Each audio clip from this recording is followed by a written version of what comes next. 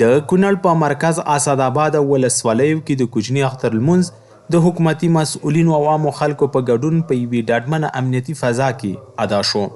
د کوچني اختر د لمانځه په دغه مراسمو کې دیني عالمانو هیوادوالو ته د مبارکۍ ترڅنګ د علي قدر امیر المؤمنین شیخ القرآن والحدیث مولوي هیبت الله اخوندزاده حفظه الله فرمان ولوست چې پکې حکومتي مسؤلین او د ټولنې وګړي یووالي او اسلامي نظام سره همکارۍ ته راوبلل شول. دیني عالمانو پر افغان خاوره د پاکستانی پوځي رژیم وروستي هوایي او ځمکني بریدونه چې ګڼ شمېر بېګناه ولسي خلکو ته پکې مرګ ژوبله اوښتې په کلکو ټکو وغندل.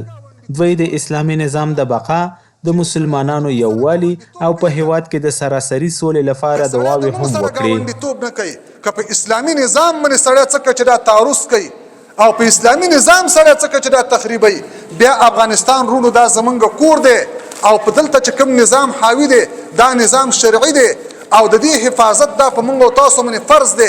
که په دې کې سړی وفات شي من قتل دون ماله فهو شهید. رسول الله صلی الله علیه وسلم فرمایي چې د مال په حفاظت کې مړ شي دا سړی شهید دی. و دون عرضه فهو شهید، چې بیا د عزت په حفاظت کې مړ شي دا سړی څه چې دا شهید دی.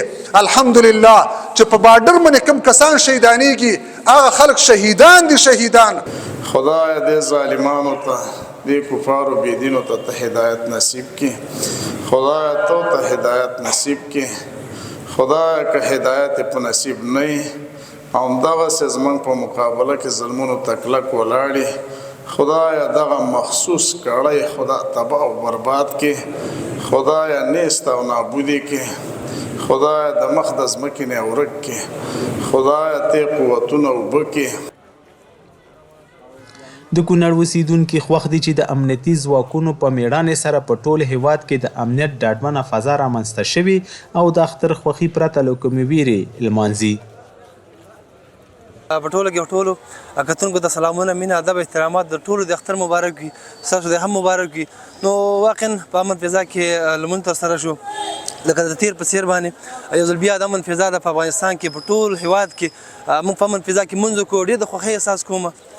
زما په نظر باندې زمونږ د ملک جوړېدل د هغې واحده لاره دا ده چې موږ په اسلام باندې عمل وکړو او دا شیونه پرېږدو، کینه، حسد، تربوري، ضد، بغض، دا کارونه پرېږدو، یو بل باندې رحم وکړو، یو بل ته د اتفاق او اتحاد لاس ورکړو.